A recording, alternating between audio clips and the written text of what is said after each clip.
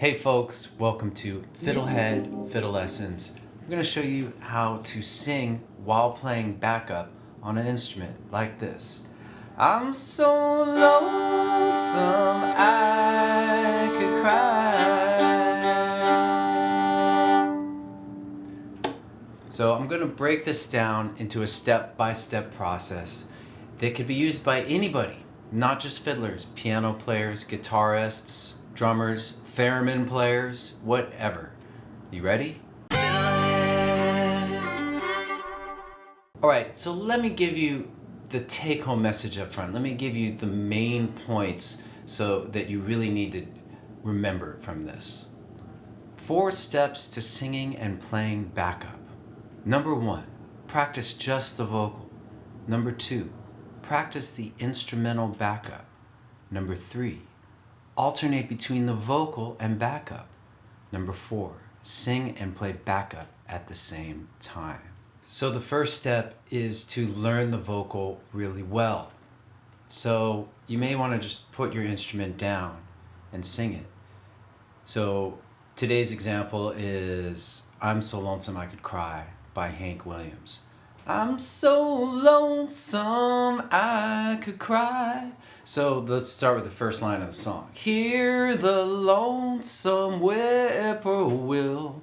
So the first step may be to actually sing it a little bit and find the right key for your voice. So I'm actually still playing with what I want to do with this song because, and so I'm letting you in on my process a little bit. Like, if I sing it in G, I can kind of project it more. Hear the lonesome whippoorwill. If I sing it in D, hear the lonesome whippoorwill. It's like more relaxed. I kind of like just feel, it's more like a spoken word approach. So I'm just illustrating that I'm searching for this too, and I'm kind of in this process still with this song. So you'll have to do that on your own. So for fiddle players, you also want to take into consideration when picking the key, what's going to be something you can actually play fairly easily, because there's going to be a lot going on. You're going to be playing, you're going to have to hold the fiddle off, from your chin a little bit in order to sing. There's going to be a lot, so you want to keep your part simple, but also something that will use lots of open strings. So keys like D major are good, G, A. But if you were to play something like E flat, I could probably do it, but I would be struggling. My fiddle part would be out of tune, so I wouldn't really go with that if I was trying to pick the key. So, okay, so then let's get into actually singing it. Hear the lonesome whippoorwill. So before even trying to play, you may need to find the notes and practice. So there's different things you could do to help you practice it. One is you could use drone tracks, like I have set up a D drone for this song. It's a bit loud. So hear the lonesome whippoorwill. And what I've been doing, I've been really exploring singing, and sometimes it's necessary to sing almost a single word. Here, how do I want to sing it? Here, here. And so you may not need to get that granular with it, but in one of the later steps, I'm going to really encourage you to sing single words, okay? So, but basically learn the song really well. And I always start with one verse. I try to get one verse really down well in a certain practice session. And if I can't do that, at least one line really well. And that, because I know that if I have that, then the rest of the song is going to come easily, right? So, and then I'll just offer some other tips for you. Use a drone track. So I use something called iTabla, or play along tracks like Strum Machine or something. And then that way you can set down your instrument and just put all your attention on singing. And also just sing without anything, all right? But having a little reference, having some backup will help you with your singing. All right, second step is to just play the instrumental backup. Do not try to sing it. this point, just work on the sound of the chords you're playing. And so first you need to learn the chords of the song, look them up, like on ultimateguitar.com or wherever you go online and look up songs. I also, in my Fiddlehead course, I have chords for the fiddle tunes and songs that I teach. So for this one, let's do it in D major, because I'm feeling like more relaxed. I don't feel like belting out the song. So the chords I need for this are D, and I'm going to play an easy D, G1 and open D, open G and D for G major, and for A major I'm going to play G1 and D1.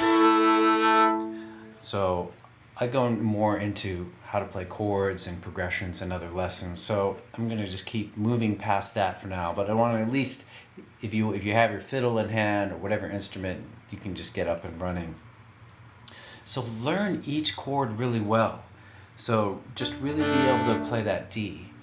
Be able to find it. Practice finding it. Like play it, lift your hand. Play it, lift your hand. You know, just know it inside and out and know all the chords like that. And you may have to find an easier chord like that. Is hard for some people, getting that in tune with the first finger across both strings. So an easier alternative, you might just decide to do D1 and open A. It's a little higher range, so see, whatever the case may be, really know those chords. Then the next step is to practice the transitions between the chords. So spend a lot of time going from D to G, and then from D to A. And those are the main transitions for this song. This is a fairly simple song, and some songs you may have many transitions, so find the ones that are difficult and spend lots of time practicing those and do them in little loops. So like,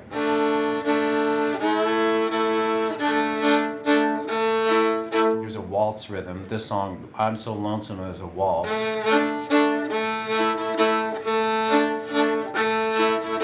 Right? So once you've practiced all the transitions, then try to play a whole part. And so here it may help to use some kind of backing tracks. Like on Fiddlehead, I make tons of backing tracks for the songs, as you know, but there's other options, there's other play along track resources, and then there's Strum Machine. So I'm gonna do this for Strum Machine. I'm So Lonesome I Could Cry in D major. Let's give it a try. 1, 2, and just practicing my backup part. Let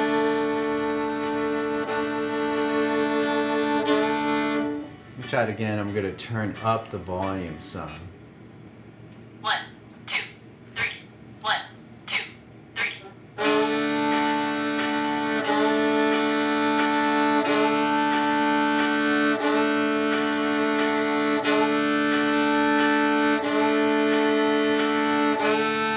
Try a rhythm. G major, D major, D major to A.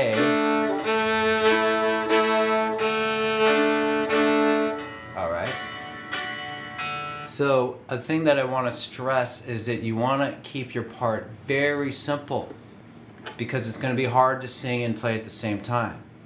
Okay, so long notes or quarter notes. So long notes or quarter notes. If that's really, really easy for you, a more advanced thing is to kind of play a single note and then the chords. Single note, chord, chord, single note, chord. All right, so that's roughly the second step, which is to just practice the chords. The third step is to alternate between singing and playing. This really sets you up for putting the two together, which is the last step. So we could start very simply. Let's start with singing. Hear the lonesome whippoorwill.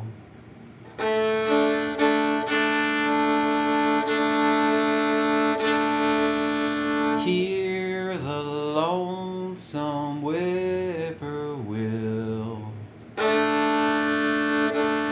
And then you could add strum machine to it. Let's do that. 1, 2, 3. 1, 2, 3. Hear the lonesome whippoorwill.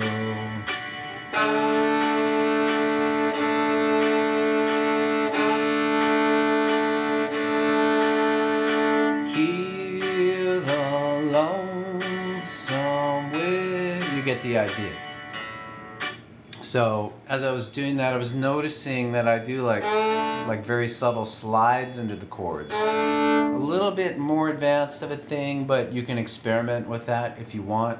And for fiddlers, this is also good because if you have an open D and a G1, you're sliding the G1, you kind of hear it when it lands in tune. It's a little bit of a cheat, but it's kind of a cool sounding cheat.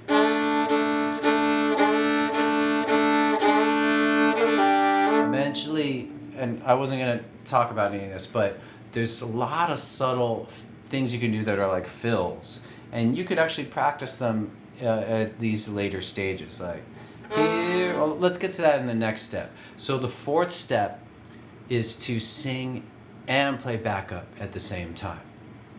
So this is like marrying everything together. It's a phase of integration. I like to call it macro practice, where we get to a point, put things together, and we're trying to play with flow, move beyond thinking to playing. So let's do that with something very small. So if we try to sing and play the whole song at this point, we might fall apart. So what do? Try singing a single word and playing it at the same time. Here, here. If you can't do that, then just sing here, and then play it, and then try to marry them again. Here, and that's the whole lesson. If you can start with a little chunk like that, and then guess what? We're just going to do a little bit more next. Hear the, hear the, hear the, hear the. I love practicing this way because I get new ideas when I start to hear the music in new ways. All right, so let's go a little further. Hear the lonesome, hear the lonesome, hear. Another benefit of doing these little chunks, and this applies to anything you learn, like do a little chunk, expand out on that chunk, keep looping and expanding, moving to another section, do a little thing, expand that. But what's happening when I start to loop on this one phrase, hear the lonesome, is that not only do I get flowing with doing both of singing and playing together, but I start to notice that my singing relaxes and I can kind of just get into it. Hear the lonesome, hear the lonesome, hear the lonesome. Maybe I'll experiment with how I sing it now. Hear the lonesome, hear the lonesome, hear the lonesome, hear the lonesome, hear the lonesome, hear the lonesome. And that's it. You get that down, maybe you do the next part of the line. Whippoorwill, whippoorwill. And as you learn songs, you'll discover there's certain things that are unexpectedly hard to do or hard to sing. There's a lot of songs that I've been learning a lot of songs, and a lot of them I thought were not that hard, and then I went to try it and play it, and I'm like, holy cow, that's a really hard song. There's one by Nick Drake, Pink Moon, a famous song by him, and it's just really, it was way more challenging to play that than I would have thought, but it made me love it that much more once I was able to do it a little bit. So that's the gist of this. Let me know if it was helpful. And I just thought of one last thing. Even if you're not that into singing and playing, if you really try to take some of these ideas from this lesson, it'll make you a better person in a band. because you'll have more of a sensitivity to the needs of what the singer is doing, and you'll play something that's the right part. A lot of times fiddlers tend to overplay, and so when you're playing backup, especially for a singer, you really want to be the support, and you want to just do the perfect thing that's going to help the song. Okay, that's it. Really appreciate your attention. See you soon. Go to fiddlehead.com for a progressive, step-by-step course outline, color-coded tabs, play-along tracks, sheet music, and much more. Thanks for watching the videography. Excellent. And don't forget to subscribe. Thanks.